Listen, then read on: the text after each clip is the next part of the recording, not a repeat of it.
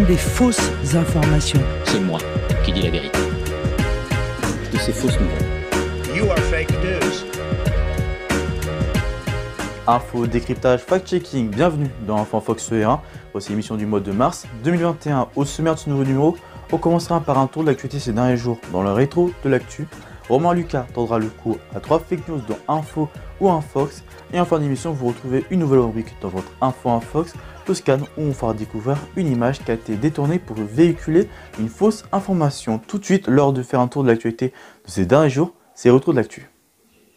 Nicolas Sarkozy, l'ancien président français, a été condamné lors de son jugement le 1er mars à 3 ans de prison, dont 1 ferme, dans l'affaire dite des écoutes pour corruption et trafic d'influence. C'est la première fois qu'un ancien président est condamné à de la prison ferme sous la Ve République. Son avocat, Thierry Herzog, et l'ancien magistrat Gilbert Azibert ont été condamnés aux mêmes peines. Tous les 3 ont fait appel de la décision de justice. Il passera de nouveau devant les juges dès le 17 mars, dans le cadre de l'affaire Big Malion cette fois. Après les mesures globales de l'an dernier, le gouvernement teste la stratégie des mesures locales. À ce jour, 23 départements français sont placés sous surveillance pour circulation active du virus.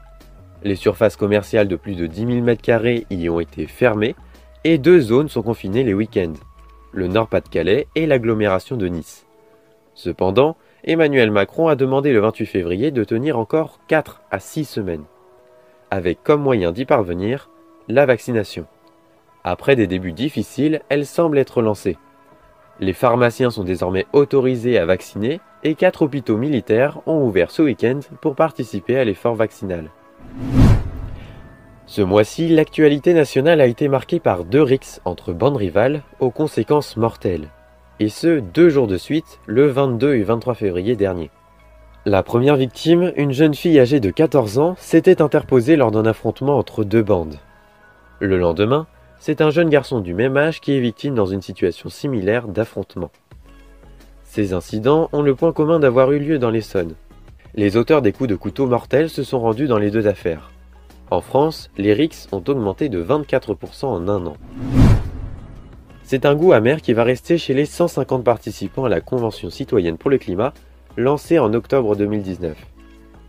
Le 21 juin 2020, la Convention citoyenne avait transmis 149 propositions à Emmanuel Macron, qui en a refusé 3 et a promis de transmettre les autres sans filtre.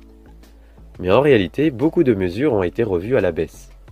La déception des participants à la Convention citoyenne s'est fait ressentir dans leur note finale, 3,3 sur 10 concernant leur appréciation à la prise en compte de leurs propositions par le gouvernement. Autant dire que la note est rude. Tout de suite, c'est Info ou Infox avec Romain Lucas. Bonjour Romain. On commence avec une vidéo postée sur Twitter où les internautes déclarent qu'on voit une femme convulsée après avoir été vaccinée contre le Covid-19. Alors Info ou Infox? Bonjour Théo, bonjour à toutes et à tous. En effet, dans une publication Twitter partagée plus de 1200 fois, nous pouvons lire « Argentine, une personne s'effondre après la vaccination », accompagnée effectivement d'une vidéo où l'on voit une femme convulsée. Sous cette dernière, plusieurs commentaires remettaient en cause la campagne massive de vaccination française contre le coronavirus et appellent à ne pas se faire vacciner car il s'agirait d'un poison. Mais c'est une infox. En effet, l'hôpital argentin a démenti cette information auprès de nos confrères de l'AFP. La patiente n'a jamais reçu d'injection du vaccin contre la Covid-19 et a déjà par le passé été atteinte de convulsions.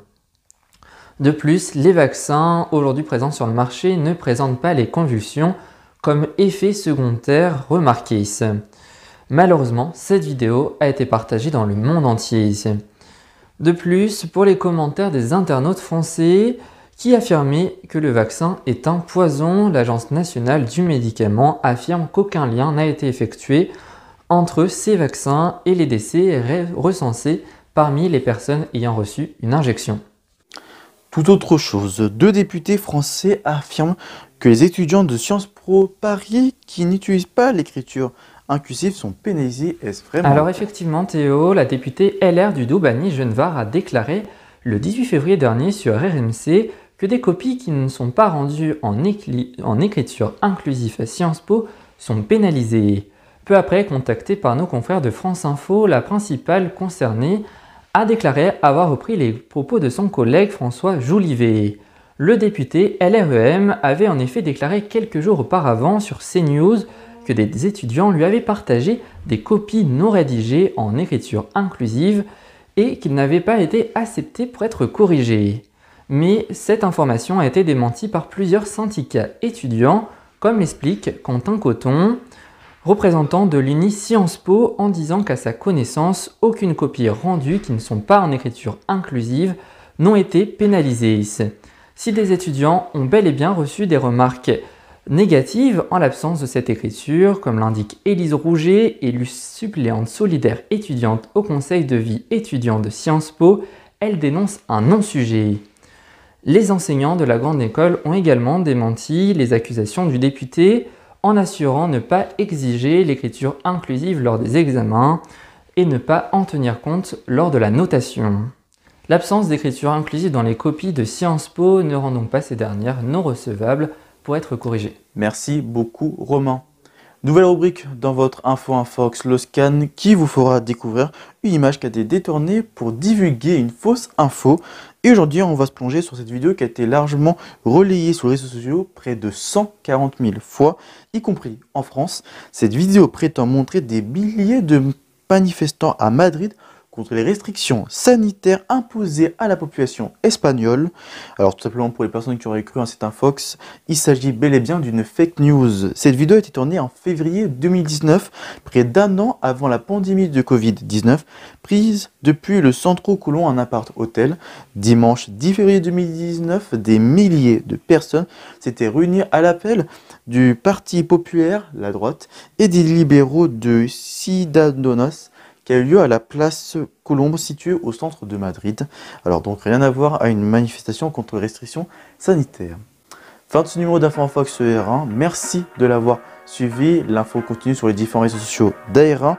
Prochain rendez-vous, vous retrouvez samedi à 10h une vidéo spéciale de présentation de AR1. Et dimanche 21 mars, vous retrouvez toute l'actualité dans le journal. Quant à moi, je vous retrouverai le mois prochain, je l'espère, pour un nouveau numéro d'Info Infox. D'ici là, passez une très bonne journée sur AR1. Et d'ici là, portez-vous bien. Ciao.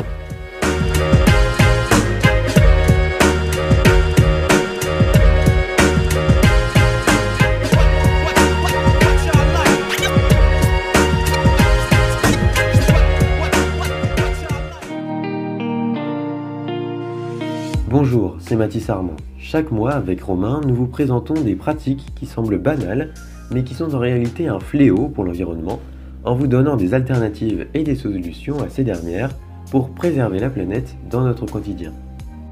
Retrouvez un nouveau numéro de la Minute Écolo un dimanche par mois à 18h sur laminuteécolo.lepodcast.fr ou sur vos plateformes d'écoute habituelles. La Minute Écolo, l'émission qui veut du bien à l'environnement.